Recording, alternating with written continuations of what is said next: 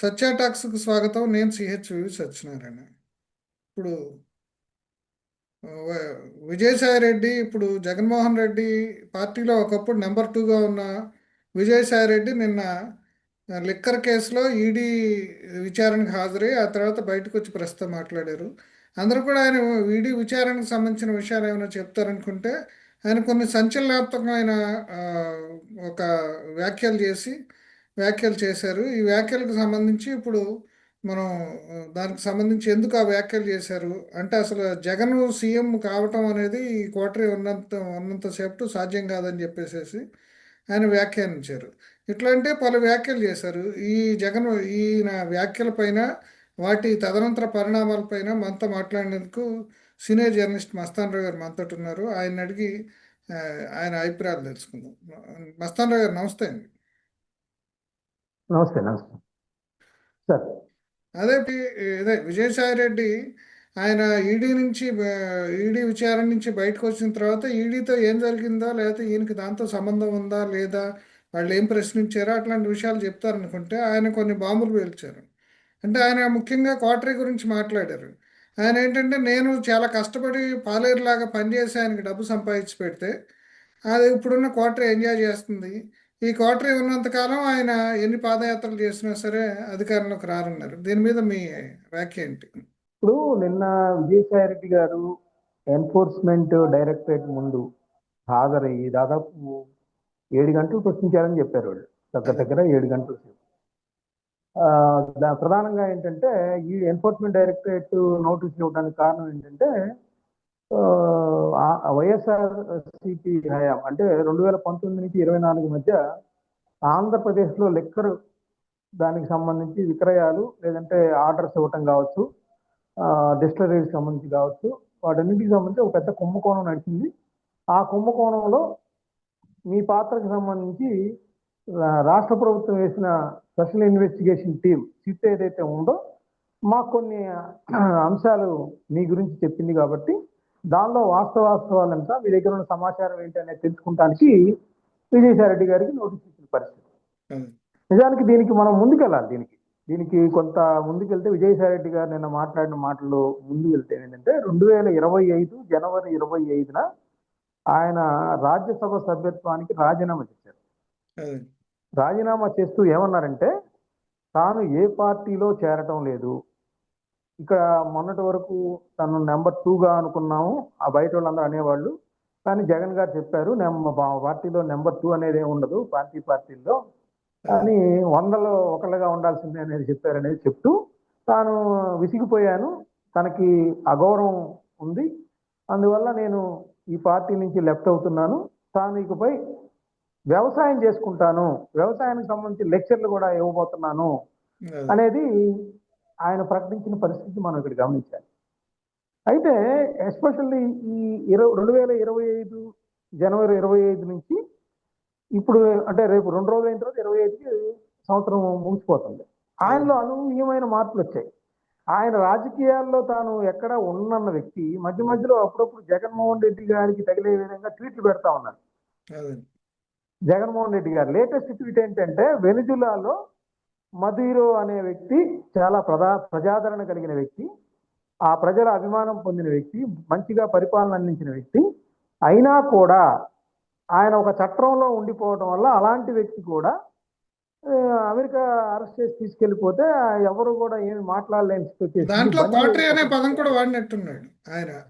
అదే కోటరీ అంటే ఆయన ఉద్దేశం ఏంటంటే మీరు అలాగా కోటరీలో వాళ్ళ మాటలు వింటూ వాళ్ళలో బందికానాలాగా మీరు ఉండిపోయారు కాబట్టి మీకు కూడా అదే దుర్గతి పట్టచ్చు అనే ఒక, అంటే ఆయన డైరెక్ట్ గా అనలేదు, అప్పుడు ఇండికేషన్ డైరెక్ట్ గానే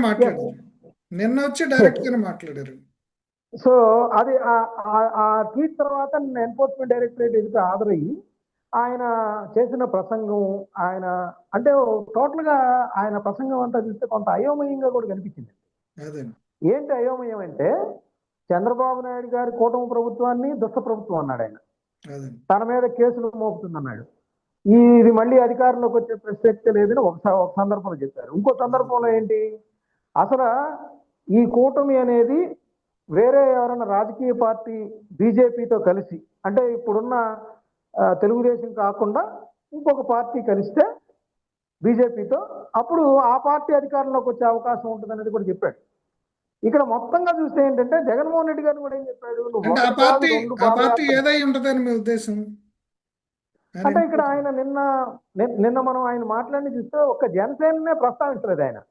అదే మనకి ఆటోమేటిక్ గా అది ఆ చూపంతా మనకు జనసేన వైపు పోయింది. ఎందుకంటే బీజేపీతో కలవాలంటున్నాడు, అదే తెలుగుదేశం కాదంటున్నాడు. వైఎస్ఆర్సీపీ ఏమో ఆయన రెండు పాదయాత్రలు చేసినా కూడా ఆ కోటరీ నుంచి బయటికి బద్దలు కొట్టుకొని బయటికి రాకపోతే ఒకటి, రెండోది ఇప్పుడున్న కూటమిని బీజేపీ జనసేన తెలుగుదేశాన్ని విచ్ఛిన్నం చేయకపోతే మీరు అధికారంలోకి రావటం కల్లా, జగన్మోహన్ రెడ్డి అనే వ్యక్తి అధికారంలో రాడు, ఇది రాసుకోండి అన్నట్టుగా చెప్పాడు ఆయన. అదే అంటే ఆయన అధికారంలోకి చంద్రబాబు రాలేదంటున్నాడు, జగన్మోహన్ రెడ్డి ఎవరు వస్తారు మరి? అంటే బీజేపీ ఏమన్నా ప్రత్యేక వ్యూహం పన్నిందా? ఎందుకంటే బీజేపీ ఆల్రెడీ జనసేన అధినేత పవన్ కళ్యాణ్ వాడుకుంటా ఉంది, పవన్ కళ్యాణ్ ని ఫోకస్ చేస్తా ఉంది, అతనికి ప్రయారిటీ పెంచుతా ఉంది రాష్ట్రంలో. ఇతర రాష్ట్రాలకు కూడా తీసుకెళ్తా ఉన్నారు, తమిళనాడుకి కానీ కర్ణాటక కానీ మహారాష్ట్ర కానీ తీసుకెళ్లారు. సో అట్లా చంద్రబాబుకి జగన్మోహన్ రెడ్డికి ప్రత్యామ్నాయంగా పవన్ కళ్యాణ్ ని ఆ విధంగా లిఫ్ట్ ఇచ్చి లేపుతున్నట్టు ఒక రాజకీయ ఎత్తుగడ బీజేపీలో కనిపిస్తుంది. ఇప్పుడు అదే వరవడిలో విజయసాయి రెడ్డి గారు కూడా ఏమన్నా బీజేపీ చేతిలో ఆడమన్నట్లుగా ఆడుతున్నారా? ముందు జనసేనలోకి పంపించిన తర్వాత డైరెక్ట్ గా బీజేపీ నుంచి జగన్మోహన్ రెడ్డి ఎదుర్కొన్నట్టు కాకుండా జనసేన నుంచి ఎదుర్కొంటే పెద్ద ఇబ్బంది ఉండదు అనేది ఏమన్నా వ్యూహం పన్నారా అనేది కూడా ఇక్కడ మనం చూడొచ్చు. ఎందుకంటే నేను ఆయన మాట్లాడినట్లు కనిపిస్తుంది, జనసేనని ఎక్కడా తిట్టలేదు, అలా అని పొగడలేదు, అసలు ఆ పార్టీని ప్రస్తావించలేదు. కానీ ఆయన ఒకటైతే చెప్పాడండి, 2026 జనవరి 25వ తేదీకి నేను రాజీనామా చేసి 1 సంవత్సరం అవుతుంది, ఆ రోజు నేను మళ్ళీ రాజకీయ రంగ ప్రవేశం గురించి మళ్ళీ మాట్లాడతానని చెప్పారు ఆయన. అంటే జగన్ పిలిస్తే వెళ్తానని ఒక మాట కూడా మాట్లాడినట్టున్నారండి. అంటే జగన్ గారి దగ్గరికి వెళ్తాననేది ఎక్కడ చెప్పలేదు సార్ ఆయన. అయితే ఒకటి ఆయన ఎందుకన్నా జగన్మోహన్ రెడ్డి గారికి కొంత క్లీన్ చిట్ ఇచ్చినట్టు, అంటే ఆయన క్లీన్ చిట్ ఇచ్చినా ఇవ్వకపోయినా పెద్దగా అది ప్రజల్లోకి ఏం వెళ్ళదు. కానీ లిక్కర్ స్కామ్ తో జగన్మోహన్ రెడ్డి గారికి ఏం సంబంధం లేదు, అదేమన్నా స్కామ్ తో సంబంధం ఉంటే ఏం కాదు, కసిరెడ్డి రాజశేఖర రెడ్డి గారు చెప్పాలి అంటున్నాడు ఆయన. అదే నిన్న చూస్తే ఏంటంటే అరవిందో నుంచి మిథున్ రెడ్డికి వీళ్ళకి 100 కోట్లు ఇప్పించానని చెప్పాడు. మరి ఆయన సంబంధం లేకపోతే 100 కోట్లు నోటి మాట మీద ఎవరు ఇప్పించరు కదా, వియ్యంకుల వైపు నుంచి కూడా వాళ్ళకి నష్టం కలుగుతుందని అనుకుంటే. అంటే ఖచ్చితంగా సార్ ఇక్కడ ఏంటంటే సంబంధం లేదని ఎట్లా ఆయన అనుకుంటాం 100 కోట్లు ఇప్పించినప్పుడు? కాదు. అంటే ఇక్కడ ఒకటి మనం ఆలోచించాల్సింది ఏంటంటే గతంలో ఆయన సిట్ ఎదుట హాజరైనప్పుడు కూడా ఈ డబ్బులు ఇప్పించానని చెప్పాడు, అంగీకరించాడు వాస్తవం బహిరంగంగా, ఇదే చెప్పొచ్చానని. ఆయన అనేది ఏంటి, ఒక కంపెనీ నుంచి ఏదైతే వడ్డీకి ఇంట్రెస్ట్ గా ఇప్పించారు, ఆ కంపెనీకి సంబంధించి లాభం కలిగే విధంగా నాకు తెలిసిన వాళ్ళకి ఇప్పించాను అనే చెప్పారు. అంటే అక్కడ ఎంప్లాయిడ్, అక్కడ సెక్యూరిటీస్ కానీ అది ఎలా వసూలు చేసుకుంటారని కానీ వడ్డీ ఎలా వచ్చిందని చెప్పారు. అయితే అప్పట్లో దాని వెనకాల జగన్ గారు ఏమైనా చెప్పారా అనేది మన అందరికి డౌట్ ఉంది. కానీ నిన్న ఏమంటాడు ఆయన, జగన్ గారు నాకు చెప్పలేదు, అదే చెప్పాను సిట్టు ముందని కూడా అంటాడు. ఇంకోటి ఏంటంటే జగన్మోహన్ రెడ్డి గారికి తెలిసి ఈ స్కామ్ జరిగి ఉంటది అనుకోవట్లేదు అంటారు. అసలు ఇది పెద్ద ఆశ్చర్యప్రదంగా ఉంది. ఎందుకంటే ఆ రోజు ఆయన చెప్పింది ఏంటి, అసలు ప్రధానమైన లిక్కర్ స్కామ్ కి మూలం ఏంటి చెప్పండి? కసిరెడ్డి రాజశేఖర రెడ్డి గారు, అతనితో కూడా ఉన్న ఇంకొక వ్యక్తి మిథున్ రెడ్డి గారు, ఎక్సైజ్ అధికారులకు సంబంధించి సత్యప్రసాద్ అనే వ్యక్తి, అదేవిధంగా ఇంకొక రెడ్డి ఆయన ఉన్నాడు కదా మెయిన్, ఆయన ఈ ఈ ఐదుగురు మా ఇంట్లో కూర్చున్నాము, లిక్కర్ పాలసీలకు సంబంధించి ఎవరెవరికి ఆర్డర్లు ఇవ్వడానికి ఏం చేశాము అలాంటి నిర్ణయాలు తీసుకున్నామని చెప్పింది ఆయనే కదా. మరి దాని వెనకాల జగన్మోహన్ రెడ్డి గారు లేకుండానే లిక్కర్ పాలసీలు ఎలా రూపొంది, అక్కడ ఎక్సైజ్ కూడా లేడు, పోనీ నారాయణ స్వామి గారు కూడా లేరు కదా, ఆయనే చెప్పాడు ఆయన. మరి ఆ రోజు ఇచ్చిన స్టేట్మెంట్ కి ఇప్పుడు విభిన్నంగా ఉంది. ఒక ముఖ్యమంత్రికి తెలియకుండా ఎక్సైజ్ పాలసీ అనేది ఎక్సైజ్ మినిస్టర్ కూడా లేకుండా వాళ్ళ ఆదేశాలు ఏమి లేకుండా ఎలా తీసుకున్నారనే దానికి పెద్ద ప్రశ్నార్థకంగా ఉంది నేను ఆయన చెప్పింది. సో లోపల ఏం చెప్పారనేది మనకు తెలియదు, లోపల ఫలానా చెప్పొచ్చారని బయటకు వచ్చి చెప్తున్నారు. అక్కడ రిటర్న్ గా సంతకాలు ఇచ్చింది ఏంటి, రిటర్న్ గా ఈయన సాక్ష్యాధారంగా పనికొచ్చింది ఏంటి అనేది ఇంకోటి కూడా చెప్పాను. మళ్ళీ నేను అప్రూవర్ని కాదంటున్నాను, అప్రూవర్ని కాదు, అందుకనే నాకు ఆ కేసుతో సంబంధం లేదు కాబట్టి నన్ను ఇంకా అరెస్ట్ చేయలేదు అని కూడా చూస్తున్నాడు. సో ఇక్కడ పరస్పర విరుద్ధమైన వాదనలు కూడా ఆయన చెప్పిన ప్రకటనలో ఉన్నాయి. సో టోటల్ గా చూస్తే ఏంటంటే ఒకటి మాత్రం ఆయన ఇండికేషన్ ఇచ్చాడు, మళ్ళీ ఆయన రాజకీయాల్లోకి వస్తున్నాడు. అంటే రాజకీయాల నుంచి నిష్క్రమించానన్న వ్యక్తి అదే తిరిగి రాజకీయాల్లోకి వస్తున్నాడు. రెండోది, జగన్మోహన్ రెడ్డి గారు పాదయాత్రని ప్రకటించిన రెండవ రోజే నువ్వు ఎన్ని పాదయాత్రలు చేసినా నీ కోటరీ నుంచి బయటికి రాకపోతే నువ్వు అధికారంలోకి రాలేవు. అదే అదేవిధంగా ఈ రాష్ట్రంలో కూటమి విచ్ఛిన్నం కాకుండా వైఎస్ఆర్సీపీ తిరిగి అధికారంలోకి వచ్చే అవకాశమే లేదు అని ఘంటాపథంగా చెప్పాడు. అదే ఇక్కడ ఆయన బీజేపీకి జనసేనని మాత్రమే ఆయన అప్రైజ్ చేశాడు. జనసేనని ఏం అనకపోయినా కూడా సో ఆయన చూపు జనసేన మీద ఉంది అనే ఒక అక్కడ విలేకరులు కూడా అడిగారు, మీరు జనసేనలోకి వెళ్తారంటే మీరు హైపోథెటికల్ క్వశ్చన్ ఎందుకు అడుగుతారు, రేపు 25వ తారీఖు నేను స్పష్టంగా ప్రకటిస్తాను కదా అన్నారు. సో సస్పెన్స్ ఒక 2 రోజుల పాటు ఉంచాడు ఆయన. ఆ 2 రోజుల్లో ఏమన్నా చెప్తాడా? మరి పవన్ కళ్యాణ్ గారు గతంలో అవినీతి పరుడు అని ఆరోపణలు ఎదుర్కొంటున్న విజయసాయి రెడ్డి గారిని ఎలా చేర్చుకుంటారు? ఒకవేళ చేర్చుకుంటే వాళ్ళ కార్యకర్తల నుంచి ఎలాంటి పరిస్థితులు ఎదురవుతాయి? వీటన్నిటికి కూడా రానున్న కాలంలో సమాధానం దొరుకుతుంది. అయితే అంటే ఏకాలంలో నిజంగా మనం చెప్పేది ఏంటంటే నిజంగా విజయసాయి రెడ్డి రాజకీయ అంటే పునఃప్రవేశానికి ఇంత ప్రాధాన్యం ఉందంటారు అప్పుడు ఆంధ్రప్రదేశ్ రాజకీయాల్లో. ప్రాధాన్యం ఉందా అంటే, ఒకటి సార్, ఇప్పుడు జగన్మోహన్ రెడ్డి గారితో అత్యంత సన్నిహితంగా ఉన్నారు. ఆ పార్టీకి ఆర్థికంగా వెన్నుదన్నుగా ఉన్నారు. 2, 3 ఎలక్షన్స్ సంబంధించి ఆయన ఆయన కీలకమైన పాత్ర వహించారు. వాళ్ళ అదే ఆర్థిక వ్యవహారాల్లో కానీ వాటిల్లో కానీ జగన్మోహన్ రెడ్డి గారి మీద కేసులు ఇప్పుడు ఏదైతే 19 కేసులో 29 కేసులు ఉన్నాయి సుమారుగా, అటు ఇటుగా నా సబ్జెక్టు కరెక్షన్. ఆ కేసులన్నింటిలో కూడా ఈయన కూడా ఒక ముద్దాయిగా ఉన్న పరిస్థితి కూడా ఉంది కదా, అదే సహనిందితులుగా ఉన్నారు కదా. సో అంత క్లోజ్ అయిన వ్యక్తి ఖచ్చితంగా పైగా 3 సార్లు కదా రాజ్యసభ, మూడోసారి. మరి ఇంత ప్రాధాన్యత కలిగిన వ్యక్తి అంటే ఆయనకి ప్రజల్లో ఆదరణ ఉందా లేదనేది పక్కన పెట్టండి. రాజకీయంగా కొన్ని సందర్భాల్లో కొంతమంది వ్యక్తులకి ఈ ప్రాధాన్యత లభిస్తుంది. అదే విజయసాయి రెడ్డి గారు. అదే అండి. అంటే అప్పుడు రాజశేఖర రెడ్డి హయాంలో కేవీపీ లాంటి పాత్ర అంటారు అప్పుడు వైఎస్ఆర్సీపీలో ఇంది కూడా. అంటే రాజశేఖర రెడ్డి గారు మనస్తత్వం విభిన్నమైందండి, జగన్ గారిది విభిన్నమైంది. ఈక్వల్ రాజశేఖర అంటే రెడ్డి గారు కేవీపీ పాత్రలాగా ఈయన జగన్ దగ్గర ఊహించుకోవచ్చా మనం? అంటే ఊహించుకోవచ్చు అంటే కొన్ని అంశాలు అంటే అక్కడ అంత ఫ్రీ హ్యాండ్ రాజశేఖర రెడ్డి గారు కేవీపీ గారికి ఇంత ఫ్రీ హ్యాండ్ అయితే విజయసాయి రెడ్డి గారికి ఇవ్వలేదు. అంటే ఇక్కడ అందుకని ఇంకో ఆయన విషయం పాలేరు అన్నాడు. కూడానండి, ఈయన కష్టపడి నేను సంపాదించి పెట్టా అన్నాడు. ఎందుకంటే మొదట్లో ఈ పెట్టుబడులు బయట నుంచి క్విత్ ప్రోకో ద్వారా వేరే కంపెనీస్ నుంచి తీసుకురావటం, వేరే కంపెనీలు సూట్ కేస్ కంపెనీలు ఏర్పాటు చేయటం, ఇదంతా కూడా కొంత ఈయన ఫైనాన్షియల్గా మజిల్ రావడానికి ఈయన హెల్ప్ చేసినట్టే కదా. ఖచ్చితంగా ఈయన యొక్క తెలివితేటలు ఒక చార్ట్ అకౌంటెంట్ గా దానిలో ఉపయోగపడ్డాయంటే ఎటువంటి సందేహం లేదు. అయితే ఆయన ఏమంటారు, మేమంతా చట్టబద్ధంగా చేశాము అందువల్ల కేసులు నిరూపించలేకపోతున్నాను అంటున్నారు అది కదా వేరే విజయసాయి రెడ్డి సంగతి గారు. అండి అది. నిజానికి అయితే నేనంటాను, ఇందాక క్వశ్చన్కి ఆన్సర్ వస్తున్నాను. గతంలో మనం వైఎస్ రాజశేఖర రెడ్డి గారి ఆత్మ కేవీపీ అనేవాళ్ళం. అదే కానీ జగన్మోహన్ రెడ్డి గారి ఆత్మ విజయసాయి రెడ్డి గారు కాదు, అదే కాలేరు కూడా ఎప్పటికీ. ఎందుకంటే అలాంటి పాత్రని పోషించడానికి ఈయనకి అధికారాలు ఇవ్వరు జగన్మోహన్ రెడ్డి గారు. అన్ని అదే ఆయనే, ఆత్మ పరమాత్మ ఆయనే అదే నాకు తెలిసి.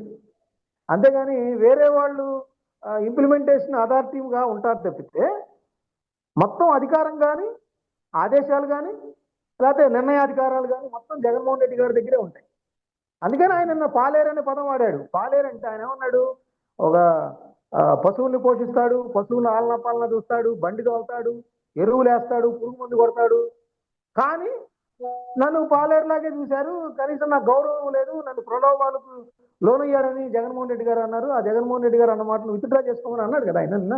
అదే సో ఆయన ఆత్మగౌరవం ఎక్కడో దెబ్బతింది. అయితే నిన్న బాడీ లాంగ్వేజ్ కూడా చూసినట్టయితే విజయసాయి రెడ్డి గారికి సంబంధించి కొంత ఆయన గతంలో ఉన్న ఉత్సాహం అయితే కనిపించలేదు. నిన్న కొంత స్టబన్ గా మాట్లాడతారు జనరల్ గా అంటే ఈడీ దగ్గర ఏం జరిగింది అనేది, అంటే ఏదైనా ప్రతికూలంగా జరిగిందంటారా ఈడీ దగ్గర లోపల ప్రశ్నించే విషయం? అంటే అదే ఇప్పుడు ఆయన ఏమన్నారంటే, సార్ కొన్నిటికి నా స్టేట్మెంట్లు తీసుకొని సంతకాలు పెట్టుకున్నారు, కొన్నిటికి పెట్టుకోలేదన్నారు. మరి అది లోపల ఏం పెట్టి చెప్పారు, ఏమి సైన్ చేసి వచ్చారు అనేది అది పెద్ద $1 మిలియన్ ప్రశ్న. అదే అది ఈడీ బయట అంటే ఈయన ఏమైనా బిగించారా లోపల, దాని గురించి ఆ కంగారు ఉందంటారా?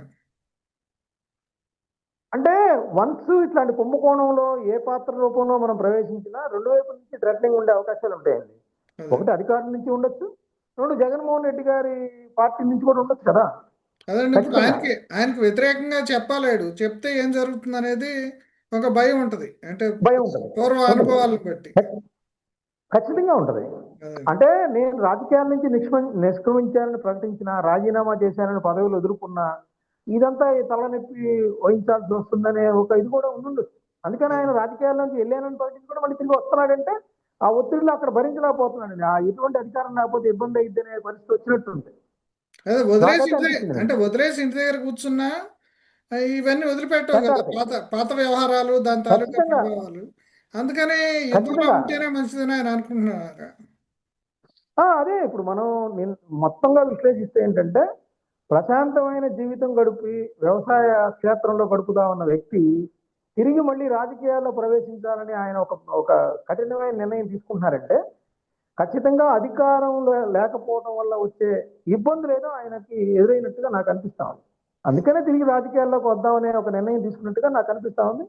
అయితే సొంత పార్టీ పెట్టేంత ఉందా, లేకపోతే జనసేనలోకి వెళ్తారా, బీజేపీలోకి వెళ్తారా అనేది మనకు 2 రోజుల్లో తెలిపోయిద్దని నేను చెప్తాను. ఓకే అండి, థ్యాంక్ యూ అండి, థ్యాంక్ యూ.